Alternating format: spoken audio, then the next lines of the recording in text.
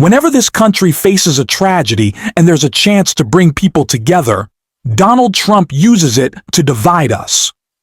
The same petty, childish man who has spent months whining about how dangerous Democratic rhetoric supposedly is, just because we point out that the guy openly saying he wants to be a dictator actually wants to be a dictator, spent last night stirring up tensions and fueling hatred after 2 National Guardsmen lost their lives. Instead of focusing on the loss, Trump focused on blame, on vile, racist attacks, and it has completely backfired. That's why Carolyn Leavitt and the White House are in full meltdown mode. We're going to break down the lie Trump got caught in and why Leavitt is spiraling. But before that, please consider leaving a like on this video, and if you enjoy our channel, hit the subscribe button to support our work.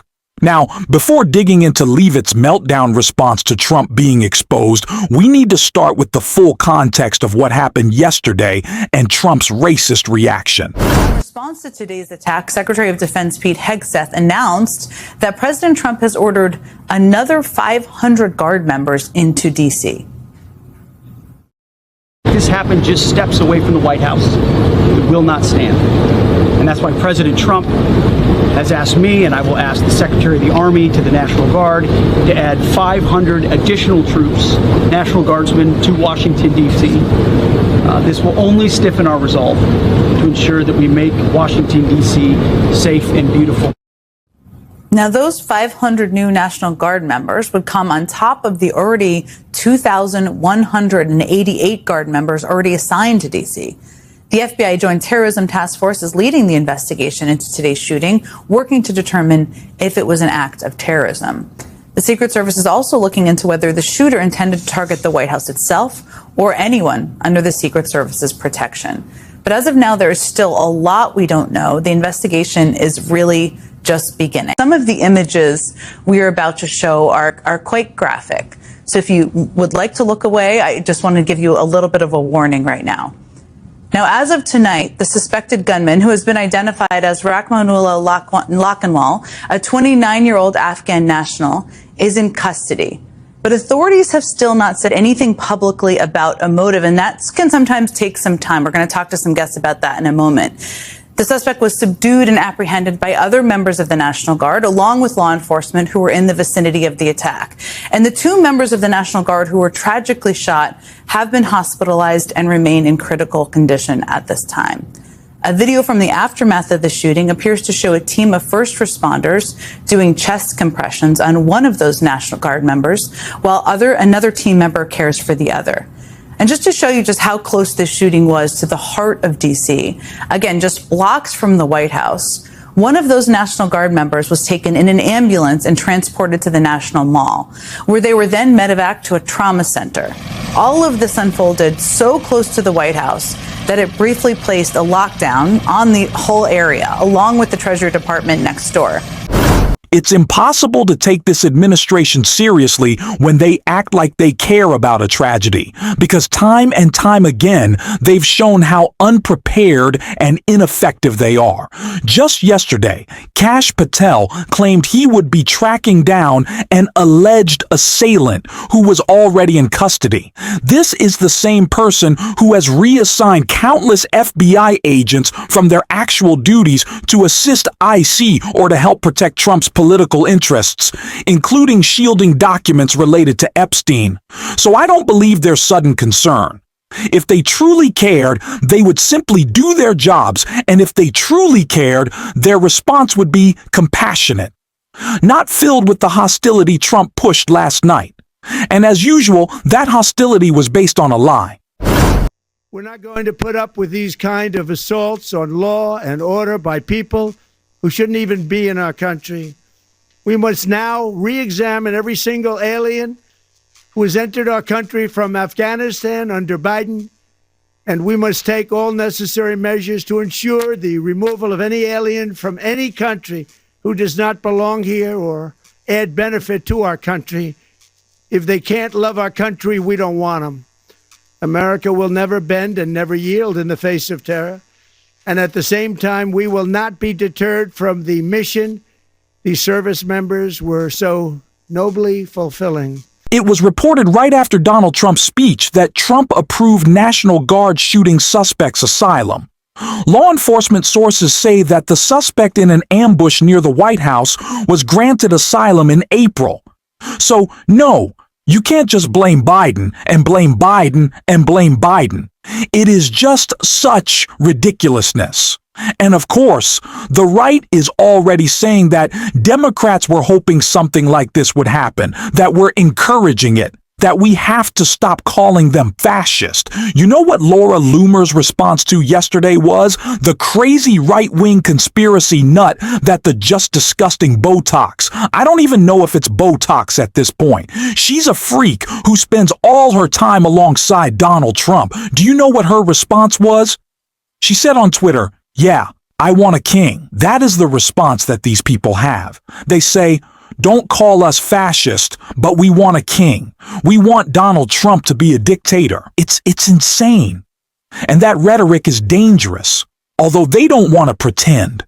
They want to pretend like it's not. Carolyn Leavitt wants to pretend like it's not. Well, the White House was having their own meltdown when they were trying to do PR comms yesterday because Donald Trump got caught in his lie.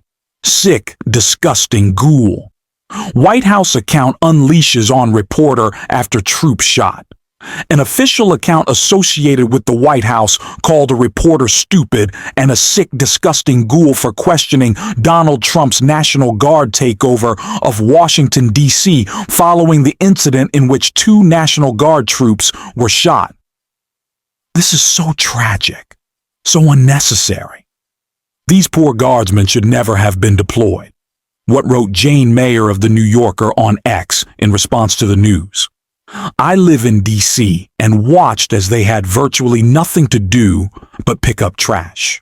It was for political show, and what a cost. Rapid Response 47, a public relations account for the Trump administration, hit back in a fury. "You sick, disgusting ghoul," said the account.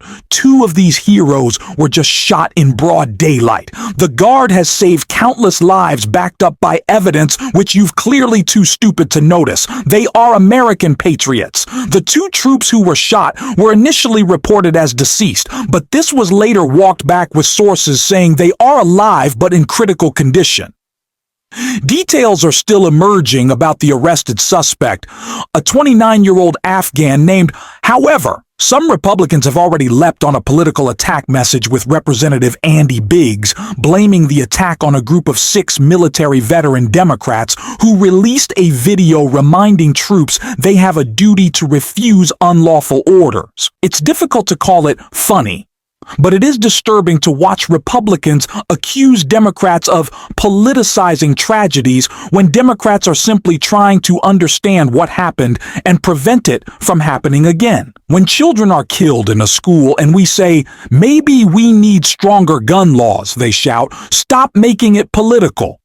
Yet they immediately turn around and push extreme, hateful narratives that are far more political and harmful than asking for basic safety measures.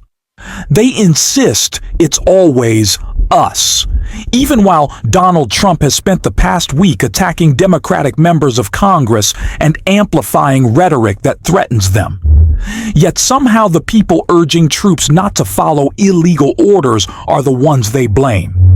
Why does that scare them so much? What illegal orders do they need carried out? It feels like they're telling on themselves. This is why it's impossible to take them seriously, and honestly, I don't want to. It reminds me of the aftermath of the Charlie Kirk shooting, when Kash Patel acted like Kirk was his closest friend.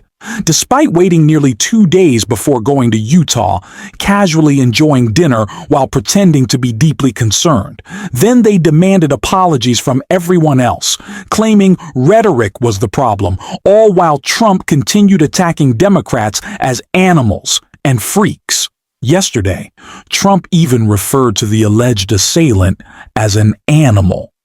And we should remember that the next time he uses that same term for Nancy Pelosi, Jasmine Crockett, or AOC. He is placing elected officials in danger with that dehumanizing language, yet we're told that describing Trump as authoritarian is the real threat. It's absurd that the same people who have weakened our institutions for political gain believe they can lecture anyone about dangerous rhetoric. They call Democrats every name in the book while expecting us to stay silent.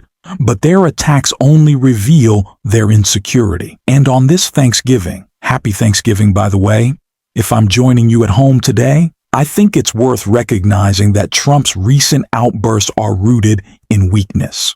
The weakness I mentioned yesterday is real, and honestly, it puts a smile on my face. He is at the lowest point of his political career. Even many in MAGA circles are realizing he's no longer the unstoppable figure he once was. The real threat to their power isn't a primary challenge.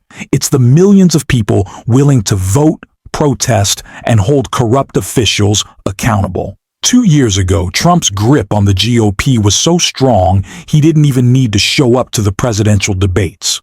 The candidates who did show up couldn't gain any real traction. Nikki Haley even lost to none of the above on a ballot. That was the level of control Trump had. But this year, the myth of his mandate has collapsed. The Republican Party is fractured, weak, and scrambling. There is no upward path from here, only stagnation or further decline, with more investigations, more resignations, and more election losses ahead. So, on this Thanksgiving, I'm grateful for everyone who continues to stand up, stay informed, and stay engaged. I'm thankful for this community, for this platform, and for the fact that, according to YouTube, this show was watched more last week than Tucker Carlson's. That's huge. And with your support, we'll keep pushing forward. If you want to help, hit that subscribe button, give the video a like, and if you made it all the way to the end, drop a blue heart in the comments. And until next time, I will see you soon.